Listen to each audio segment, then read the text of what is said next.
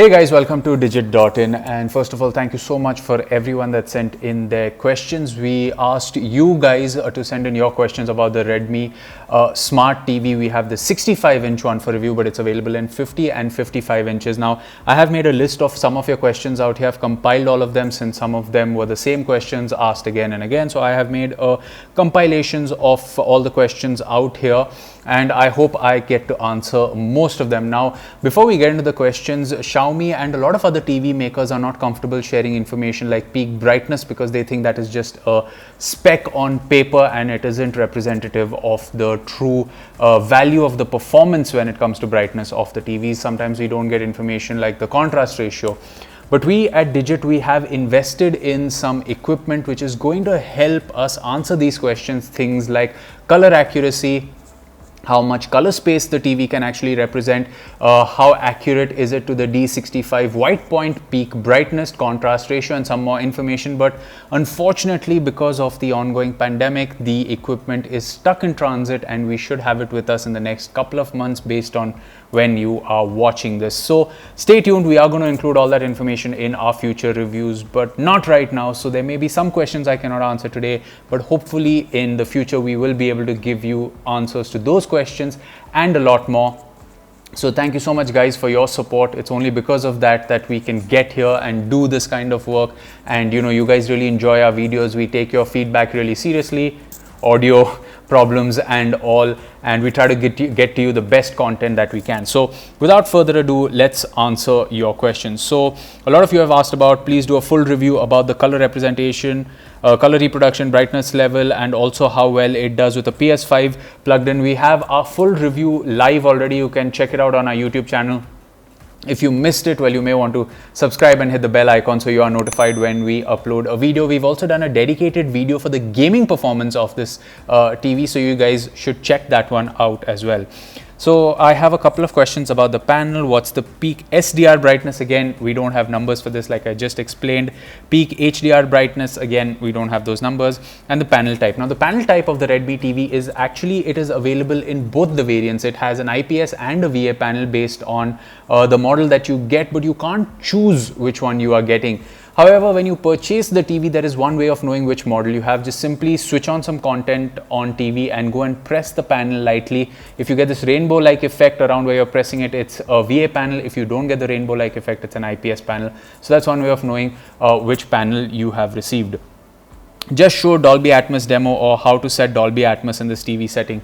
It supports Dolby Atmos through the EARC port. Unfortunately, we don't have a Dolby Atmos soundbar at hand, but the process is exactly the same as setting up any other soundbar with the TV, as in you have to ensure that the HDMI EARC output is selected in the settings of the TV and you have a compatible soundbar. If you were in office, it would have been easier for us to source a Dolby Atmos soundbar and show this to you guys, but rest assured that it does support Dolby Atmos pass-through through EARC, that we can tell you confidently. Gaming review on 50-inch variant. Please also talk about the input latency when a PS5 is connected.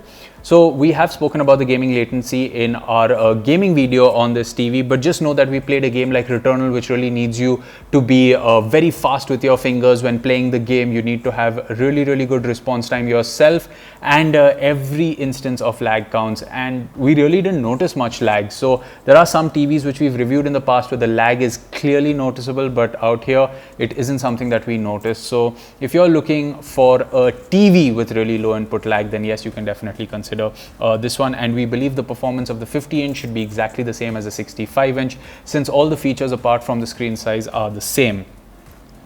Please review 60 Hz gaming experience and what kind of contrast it can achieve. How good are the black levels and how vivid are the colors compared to QLED? Thanks. Okay, so 60 Hz experience is great. I mean, even though the PS5 and Xbox Series X support 120 Hz, a lot of the games actually target 30 and 60 FPS in these consoles just to maintain that visual fidelity. Yes, some competitive games do go up to 120 Hz. Microsoft has announced a slew of backwards compatible games that are now going to run at 120 Hz. But then again, those are looking at games that are slightly older, and it isn't clear how many of the future next gen only games are going to support 120 Hz. So I mean, when the Metro Exodus patch comes out, it's going to be full ray tracing at 60 Hz, right? So you want to experience that. So 60 Hz gaming on this TV is actually good.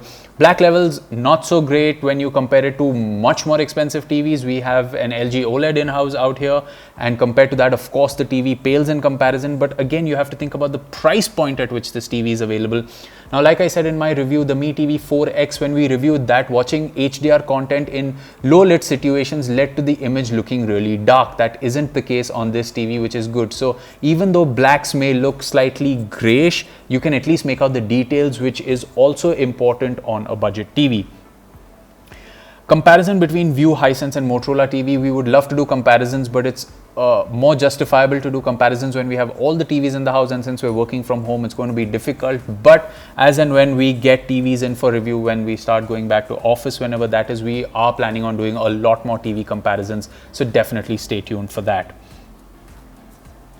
Please talk about 4K upscaling for the TV channels and also Dolby Vision, time required to turn it on, sports watching experience. Okay, so one thing I will tell you about content upscaling is it always follows the philosophy of garbage in, garbage out. If you have a fantastic DVD, something that was mastered in 576p or whatever the DVD resolution was back in the day, and you play it through a really nice DVD player, like let's say even the PS3 for example, and you play it on a 4K TV, if the content on the DVD is of high quality, it will actually look pretty good, even if the TV doesn't boast of the best upscalings.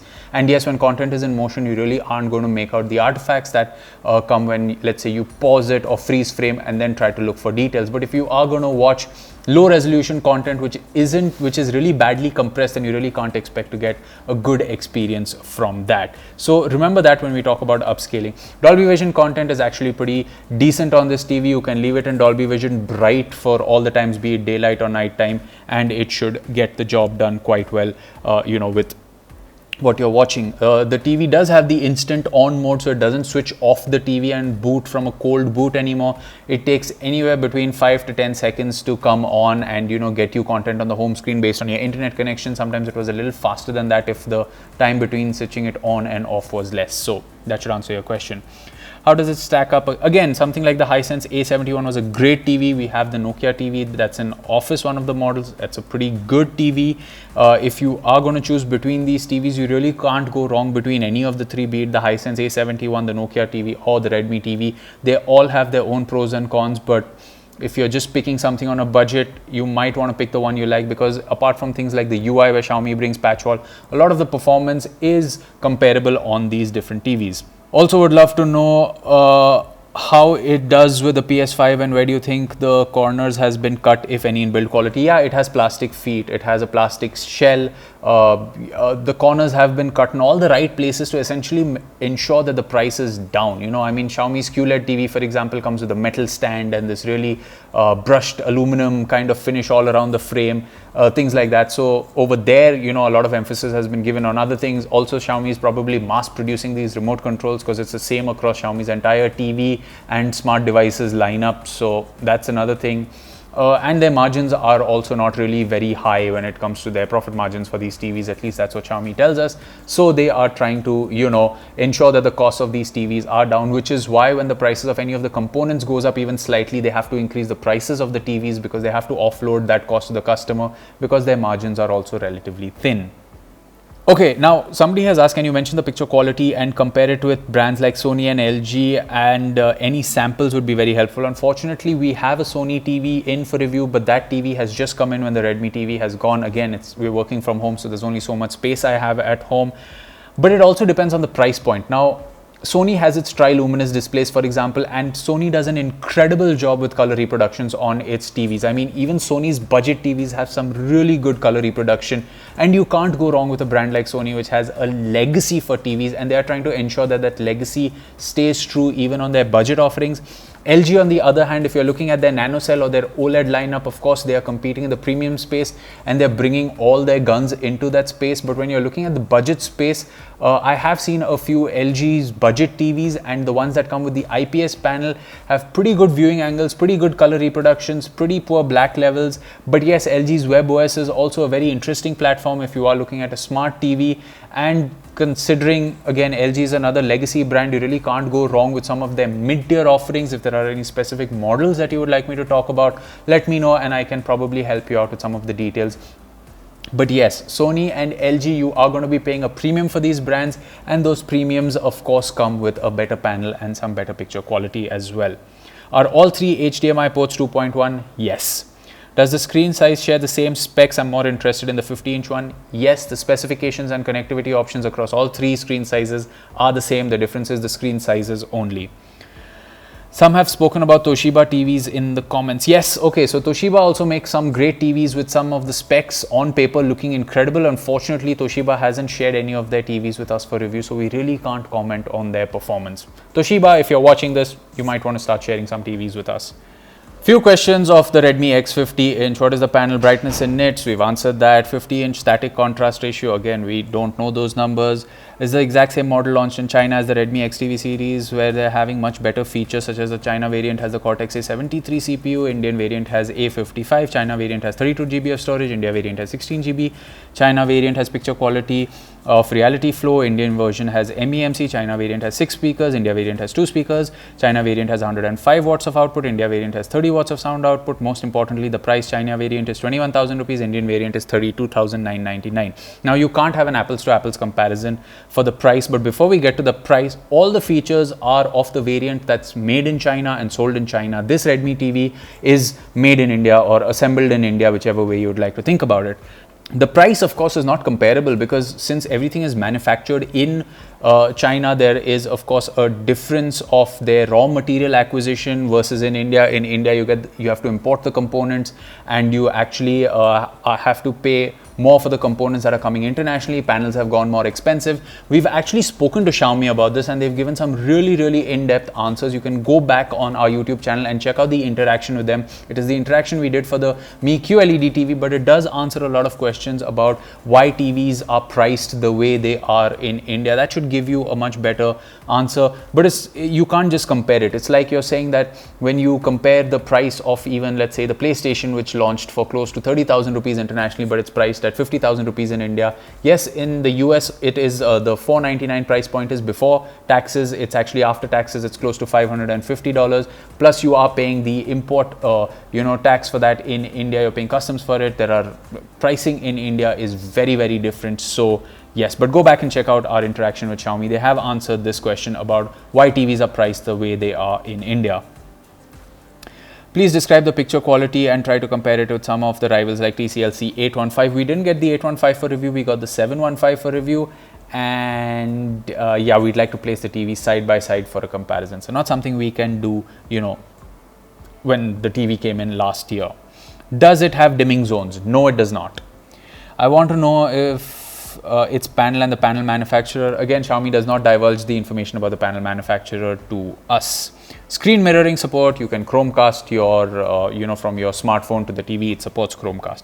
Does it have VRR? No, it does not. And how is the eARC quality? Again, when we've connected a normal 2.1 soundbar to the TV, it sounded fine. But again, nothing that we can compare about, Dolby Atmos performance, because we don't have a Dolby Atmos soundbar. Again, you make a valid point. A lot of budget TVs, eARC mode is not that good, but again, we don't have a Dolby Atmos soundbar to test this one out with, so it's a bummer. And how's the experience when playing a PS5? We have a dedicated video. There is no VRR. It's HDMI 2.1. If it's just auto low latency mode, is fairly good, but then again, so is the latency mode when we've played with the PS5 on, let's say, the Sony X80J, which is a much more expensive TV. But that TV does not have HDMI 2.1 in terms of auto low latency mode, and it still has a pretty good, it has a pretty low latency when it comes to playing games on that TV. Also, we are working on that TV's review, or it may already be live based on when you are watching this. But yeah, so the gaming performance, especially in terms of the input lag, is pretty good. No variable refresh rate on this TV. Mute button is still missing. I agree with that, but I kind of got used to pressing double tap for mute this time. I mean, consciously I had to hold the volume down to reduce it considerably, hold it up to let it go up considerably, but double tap the volume down button for mute. I also still wish it had a dedicated button though. Okay, more questions on the Dolby Atmos pass-through. Again, like I said, if we were in office, it would have been much easier for us to source a Dolby Atmos soundbar connected to the TV and give you a detailed analysis on that. But we are going to keep it in mind. We are going to figure out if we can get a Dolby Atmos soundbar and have it with us for long term, so we can connect it to multiple TVs and have that also as an included part of our review. If that's something that you guys would like to see, let us know in the comment section below and we will do our best to answer those questions. Also get probably try to source a Dolby Atmos soundbar and have it here so we can hook it up to every TV and ensure that that goes on as a part of our review. If that's something that you guys are really interested in, we will try. Like I said, we are investing in equipment to help us judge things like the peak brightness, the contrast ratio and the color accuracy of the TVs. It's just going to be a little while longer before you will see that information in our TV reviews. So there you have it, guys. I hope I answered most of your questions. I know some of the answers weren't the ones you were looking for, but I have done my best to try to collate all the questions you've asked and give you the best possible answers. For some of them, we've also made dedicated videos, especially when it comes to gaming. Hope you guys can check that out. Hope you guys are staying safe at home, enjoying content on your TV. As always, if you guys want to talk about anything, let us know in the comment section below. I do my best to answer as many of your questions as I can. We will meet in another video. As always, stay subscribed to the channel for more from the world of technology. We will catch you in another video. It's goodbye for now.